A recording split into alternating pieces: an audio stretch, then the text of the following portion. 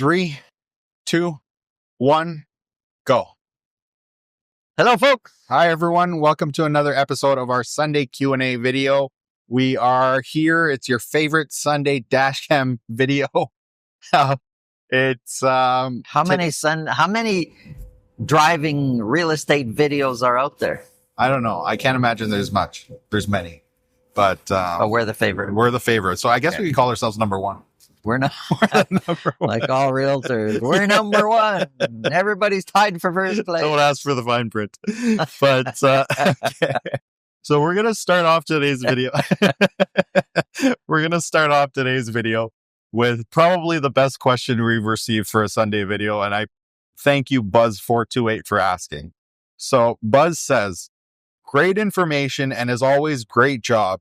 But it's time to give your fans a Leaf update. Playoffs and predictions. So if possible, please give us your opinions on the Leaf drive for the Stanley Cup. Thanks again for your dedication." This is the year. This is the year. It has to be. It has to be. We got the goaltending, we got defense, and we got Austin Matthews. I don't know. His playoff performances are not necessarily. That was then. The past, you know what? Does not predict the future. I believe that this is probably maybe the year if we don't face Florida in the first round. That's my prediction. But what's wrong with facing have you seen did you watch the game? Would you rather have your hopes up? We watched it together, didn't we? We did. I was the one getting Kleenex for you. Yeah, that's right. So yeah, if you guys don't know, me and my dad are big Leaf fans. And every playoffs, we dust off the jersey, and he brings it out. If you see him randomly wearing a Leaf jersey, it's because we're in the playoffs. And when you see that Leaf jersey come off 2 weeks later, it's because we've been eliminated. So it's still new. Yeah. I don't use the jersey much. It's still new. But yes, I believe this year is the year. And that's my prediction. And I know it's bold, but I will die on that hill. So, yeah, what about you? Well, if you're talking about the hill, the golf course that you'll catch your fellow Leafs on soon. No, it's we have potential. We have lots of potential. Yes. More potential this year than last year's potential. Oh, well, we have a goalie that stops. We have a goalie that actually does what a goalie does. We got some defensemen who are not afraid to stand in front of bucks. So, yeah, I think we got a good chance this year. I can't tell you how many times in the past I wanted to tap the Leaf goalie and say, "Hey, you know you're the goalie, right? Your job is to stop the puck. Oh my God! Catch it in the net behind you." There's another fellow YouTuber who made this comment or this catchphrase famous, but he says, "If you're a goaltender, tend the goal." Yeah. And if anyone's watching, you know who that is. You can leave it in the comments below. Tend the goal. So, it's true. Anyways, we'll stop with the Leaf talk, but thank you for asking that question because it's nice to answer some questions non-real estate related every once in a while. But anyways, next comment here comes from Victor I code 8893. Victor says, "How do you calculate months of inventory?" We just pick a number. This week feels like 6.3. Which way's the wind blowing?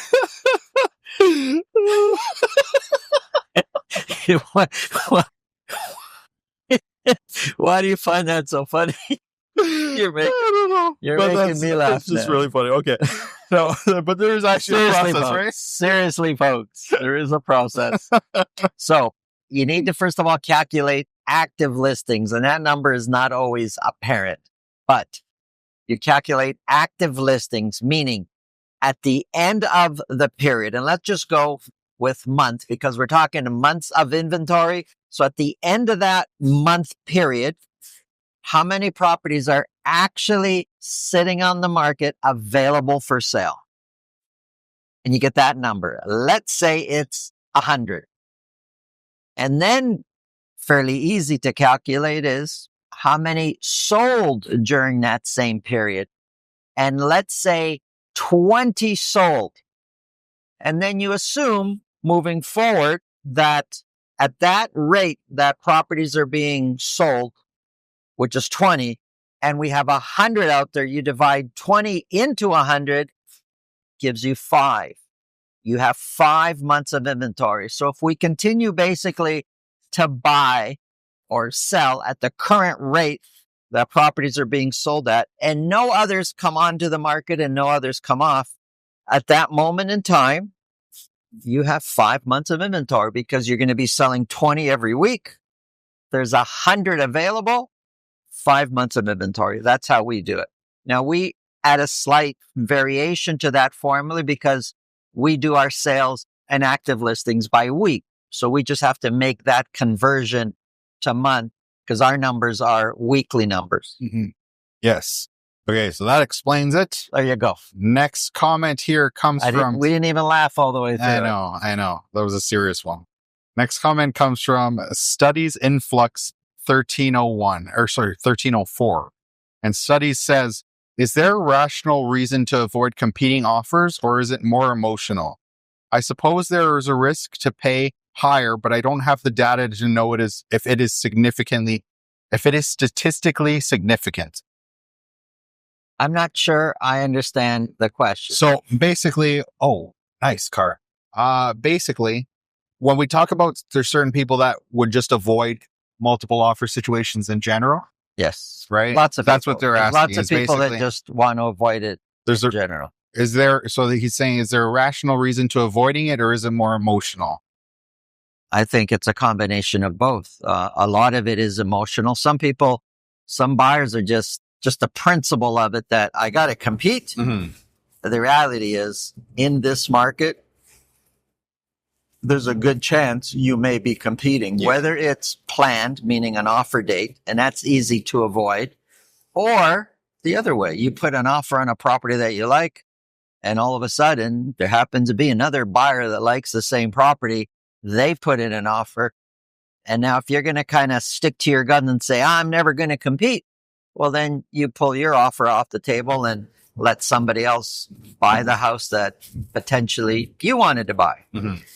And that's a tough call because maybe your offer is better. I don't think the strategy is absolutely not to compete, because you probably are going to find yourself in situations, whether you want it or not, to compete, but figure out what makes sense price-wise and not get caught up in paying extra because you're competing. Know the number that makes sense to you. Forget the noise of other offers. Forget the noise of the listing agent saying, hey, if you pay a little more, you pay a little more. Just do what makes sense for you. And if you get it, great. And if you don't, be prepared to move on. Yeah, I think that's one of the big problems. I mean, offer dates, when they were at their heyday, we'll call it, it was really frantic, right? Yeah, it was nuts. I feel like most people didn't really have a plan. And it was like, okay, so, if an agent tells you, pay more. If an agent tells you, so is this your best offer? They're thinking, okay, you know what? Let's just put $20,000 more. It's $20,000. Let's just put $30,000 more. And so, prices just kept going up and up and up, but people had no real plan. But once you figure out an actual plan and say, okay, this is the upper limit. This is the number I'm most comfortable with. And if it sells for $1 more, I don't want it.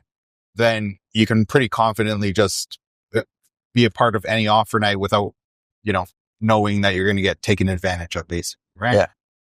And so, yeah. So next comment here comes from Rudfill, and Rudfill says, could the reason semi-detached houses are so in demand because certain people want to live downtown?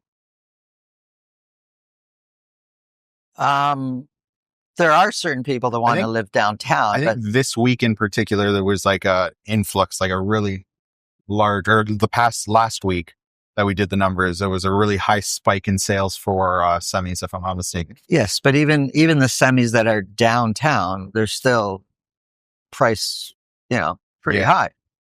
A lot of the semis being sold are not necessarily downtown, and it's just more affordable when you think of the detached properties. Yeah. So I think that's the attraction to semis. If you ask most people that live in a semi, why are you buying a semi, not a detached? Most of them will say, They can't afford to detach just yet. Yeah. Okay, so next comment here comes from the guys one. And the guy says, please address the condo I'm gonna rent syndrome. You can't just rent, you have to have condo board approval. Real owners do not want strangers wandering around using the amenities. Please comment. I believe what he's referring to is somebody thinking of selling their condo, maybe not getting their price, and then decide to say, forget it, I'm going to rent.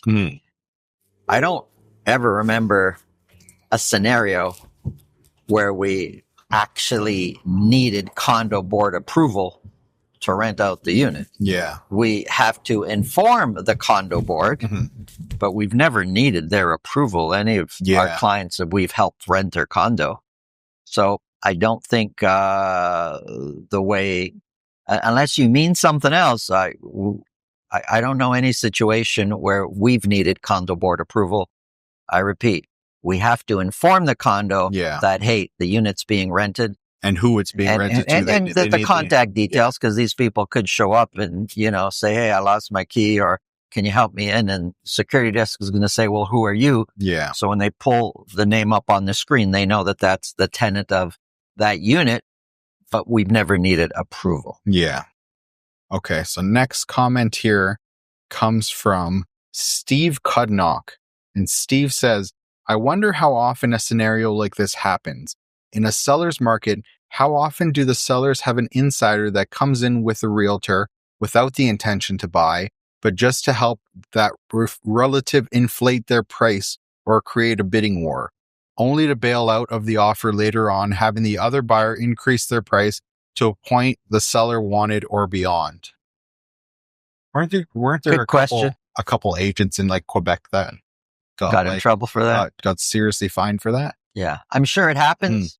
I don't know how often. I don't know if that's something you keep track of. I'm sure it happens. I don't know. Getting back to an earlier comment when I answered, that's where the importance of pick your number ahead of time. Yeah. Know what makes sense for you. They could have 1,000 fake offers. It won't matter. You do you. That's right. How about that? You do you. So next comment here comes from Kevin Lamb, 9063. Hello, Kevin. Kevin says, have you guys heard of distressed developers accepting private sale offers yet? I went to a condo showing where there was a lot of red flags about the developer. Sure enough, after pulling the land title of an unsold condo, I was able to see 2 private lender mortgages that were taken out recently. Any suggestions on how to take advantage of a potentially distressed developer? The development was completed in 2022 and only recently began listing developer-held units. That's a big question. That's a very big question. I'm not sure why on the individual units there'd be new mortgages. Yeah, new mortgages, because normally they got their construction loan, unless they've had to refinance along the way. And I'm just not sure why. I know it's developers, builders find it really difficult to sell units lower than what they sold their previous units for. It's just bad business in a sense that, certain people bought units at a certain price, and then the newer units or the other similar units are sold at lower prices to somebody else later. The builder's more inclined to give incentives, different flooring, different cabinetry, just incentives that have cash value to them, but they actually sell the unit at the same or similar price that he sold other units. And as far as approaching a builder privately to get a better deal, I don't know if, are you buying 20 units or are you buying one? Because I don't see one unit moving the needle. And the reason the builder goes on to the MLS, which they often avoid, but the reason the builder goes on the MLS is because they want, mass eyeballs and they want to sell these units. And why this specific builder you're talking about has been holding off on putting their Well, that's what I was inventory thinking. units. It's completed in 2022. They've been holding on to these units for 3 years. I don't know. I wonder if those are units where people didn't close on that we don't know about. The actual buyers didn't close on, and it was in litigation for a while back and forth. Because that timeline kind of makes sense that it would take that long. Completed in 2022. I mean, that was kind of when the market was still at a peak, right? Yeah, and everybody was buying everything. Yeah. It's like, and that would have been for sale several years earlier. Yeah. You got that? Thank you. That would have been for sale. That would have been like the fourth interruption. We just can't have any more. And that wasn't a client. That was one of those. It's okay. It's okay. Just continue with the question. Lickety-splam. Okay. Lickety. You know, it says likely spam. Lickety spam, we call it. It's my buddy, Lickety. Oh, God. Anyways, I hope I answered your question. I don't think we did, to be quite honest. I did. I don't know how you would approach a builder and say, hey, I can tell you're in trouble. I want to buy one unit and save you. Like the builder's going to say, you know, get lost. You bother me, kid. Get lost. Yeah. I just don't see that. So I'm sorry I can't help you out there, Kevin. I don't see how buying a unit is going to help a builder. Yeah. A single unit, right? Single unit. If they've taken out loans recently on a project that's already completed that they're not going to be collecting money on, like that just sounds like a nightmare situation. Yeah. In general, right? Right. And so I'm not sure what the status is of that, but yeah, I think if they're having tough times, one unit is not going to move the needle for them. But yeah, so okay. Next comment here comes from Anthony JK. Anthony JK says, "What section of your map does Clanton Park lie? I'm horrible with maps. Thank you in advance." Anthony, so did you look this up? I will actually, in front of us, you'll see a map here now, or our map, and I'll put a little star where where Clanton Park lies. So next question. Did we get yeah, we've had so many distractions. I don't even know if we've answered this question. I think we have to answer this comment again because you lost your microphone. But let's do it one more time just in case. So 1AG18. This is the one that butchered your name. And Santo. He says there is no M in Santo. So hi Santos, thanks for the content. Would appreciate a more unbiased narrative. You seem to be biased towards only mentioning the positive metrics versus all metrics. I'm biased to there being an M in my name. That's what I'm biased about. 14 months of inventory for Rexdale was not mentioned. Also, could you speak to how much you're seeing clients come with in terms of deposits and how much money they're getting from family and relatives? I am very curious about this. Let's answer the second part first. Okay. I don't know how much money parents are giving their relatives or children. I don't know. Like, how do we know that? And if I'm talking about our personal clients, we don't always know. We know the parents are helping them, but we don't always know the exact amount. Those ones that I have known has been 50,000 or 200,000. Like I just don't know how much they're paying towards down payment. I don't always know that. That's more mortgage broker information. That's more mortgage broker, right. More personal that way, more private that way. As far as the first part of your question about me being biased, wrong guy. I'm going to defend myself to the end. I am not biased. I call it like I see it. The numbers are there. I may not always talk about every number on the screen because I don't have 2 hours to do the show. Bias would be blurring out the bad number. Yeah, I don't blur out there. You press pause and you could read all the numbers. I just don't talk about everything that's on the screen all the time. So, and the reason why we don't talk, or you don't talk about everything that's on the screen, is because, so if you look at months of inventory, 14 months of inventory for Rexdale, you're speaking of here. But if you go to past videos, you'll see that the months of inventory is not the same. And so this is like an outlier. So it just so happens that this particular week, maybe a extraordinarily low amount of sales occurred. And so that's what really skews the months of inventory number. Like if you go and to it's some not reliable then. yeah, if you go to some of our previous videos, you'll see that 14 is low because some of these regions had 38 months of inventory. I know. I'm not going to 42 talk months about of inventory, and we don't bring it up just because it's an outlier. It's not real. It's not every week is, let's say, 8-9 months of inventory, and then 1 week is 42. It's just because sales They low, had 2 sales that week. and it skews the numbers a bit. So that's why we don't talk about that stuff. But we do display everything. I mean, everything is there for you to see. So Well, let's talk about how you put an M in my name. Let's talk about that. Let's talk about that. And they got the M and the S. And the S. They put an S into Santos. Oh, as if it wasn't bad enough, they got the Santos. did they use their real name as their YouTube? No. Because we would track you down. Yeah, no. But so that's why we don't talk about those things. Okay, next comment here comes from Great Drums. And Great Drums says, as a musician, I can't stand your music, but I stay for your real estate content. Thank you, Great Drums. And then 7805 Scooby-Dooby-Doo says 100%.